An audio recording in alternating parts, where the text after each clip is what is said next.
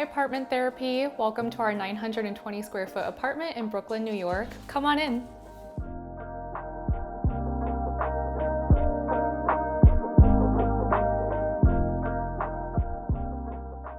So when you enter the apartment, you'll see a half bath, the laundry, and a small closet to put all our shoes and jackets in.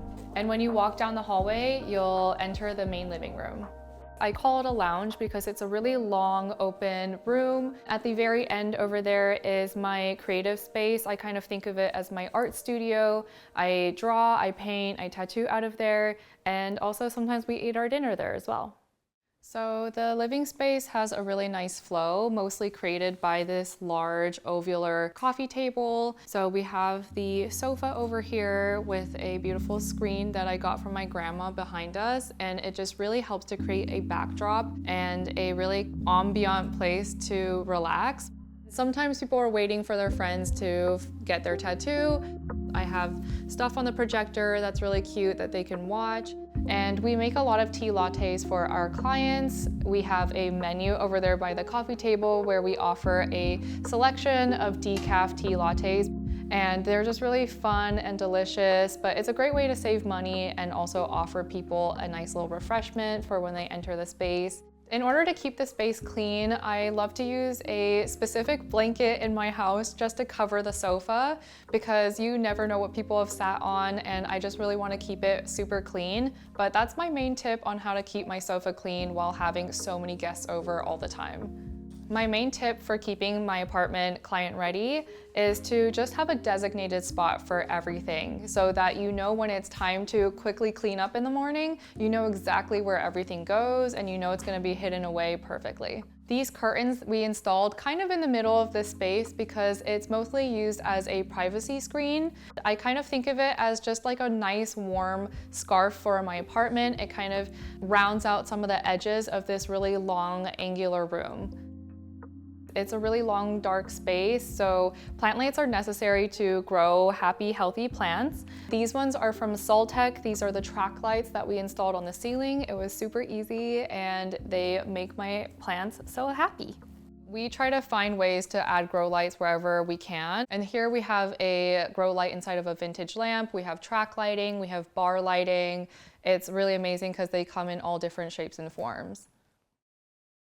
And I didn't want to source a new media console, so we smushed the two nightstands together to create a media console on its own.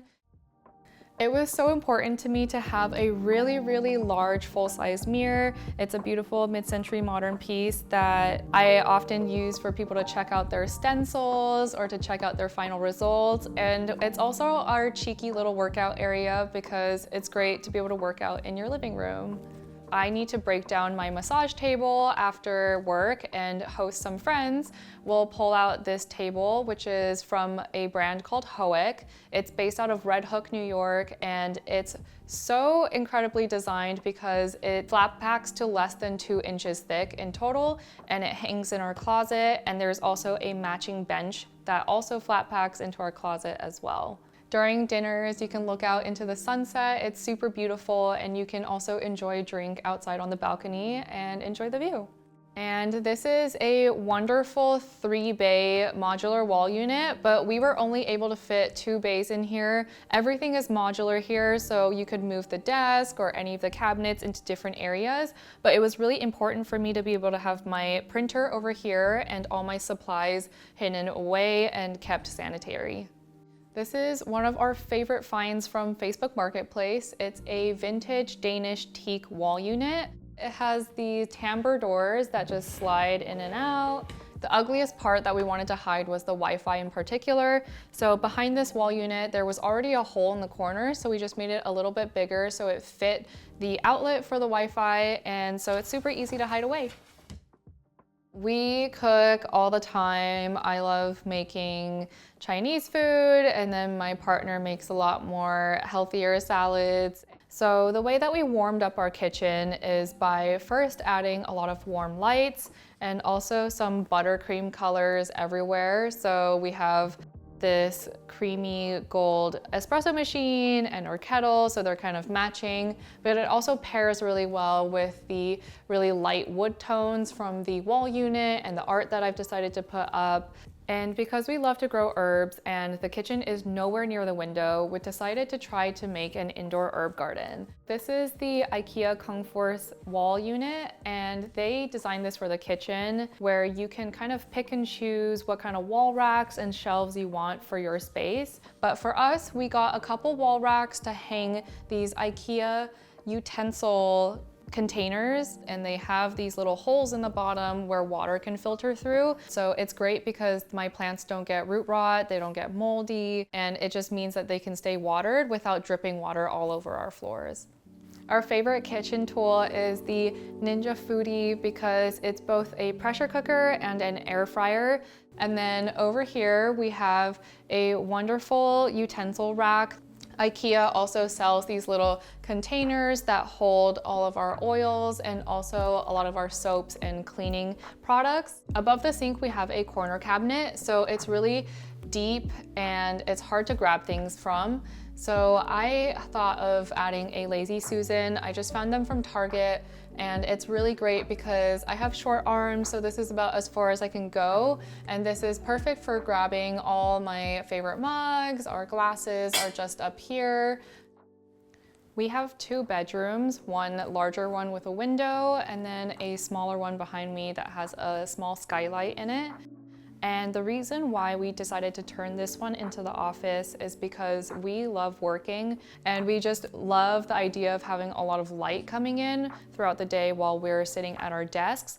Whereas during the nighttime when we're sleeping, we'd prefer it to be a lot darker. I think it's a lot easier to fall asleep that way. So ever since I was a kid, I've always dreamed about having different themed rooms.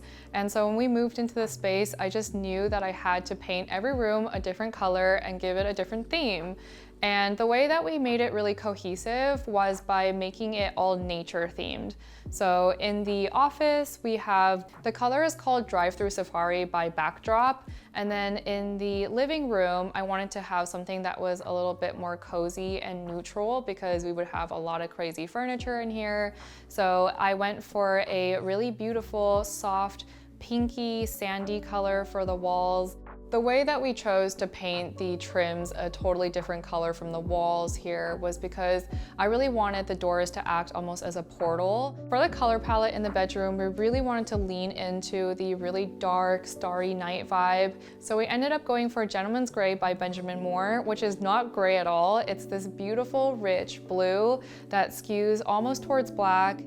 We have this beautiful headboard that's vintage. It's sourced from Facebook Marketplace, and it's probably one of my proudest finds because I've never seen anything quite like it. It's just so beautiful and graphic, and I love how the silver sheens. And next to it are these two little stools that my partner and I actually made in a woodworking class earlier this year. This place came with a lot of recessed lighting and we weren't big fans of it. So we wanted to install a really beautiful pendant light, which we found from Herman Miller. And so what we did was we plugged in the pendant light into where the recessed light used to be. This is my partner's desk area, and he's a coder by day and a music producer by night. And so this is his entire setup with the speakers and his keyboard that he pulls out every single day. And they're just on these rolly wheels so that it's really easy for him to kind of swap things around. I've got a bad back, so I have this standing desk from Herman Miller, and it's honestly such a lifesaver because I can do all my admin here and also draw while standing or sitting. In order to be inspired to do art, I really wanted to put up a display of a lot of my work in my office area because it doesn't always go with my home decor, but this is the shelves where I interchange a lot of my new artworks whenever I'm making things, and I can kind of see the progress of all the different mediums that I work with. And then on the wall over here is this beautiful Hoek coffee table. And I know it doesn't look like a coffee table, but like I said, it flat packs to 2 inches and they have beautiful hanging solutions. This is the matching tallboy dresser to the 2 nightstands that we made into a media console. I love that it all came together as a set, so I didn't want to separate them during this move. This part slides over and we have a lot of storage for socks and underwear, and over here, of course, we put a lot of our pants and shirts. One of the most spectacular parts of this apartment was that the previous owners actually left behind a sauna and a geodesic dome on the rooftop, and it's nothing that you'll ever find in New York City. It just brings us some extra space where we can hang out outdoors and be indoors at the same time. When I think about home, I think about nature first. And when I was building my first home by myself as an adult, I was trying to bring in aspects of what home feels like to me, and that's why I've incorporated so many nature tones in the paint colors, also in the plants, and that's why I put such a heavy emphasis on making sure that my plants are happy and healthy in my space, and just makes me feel at home.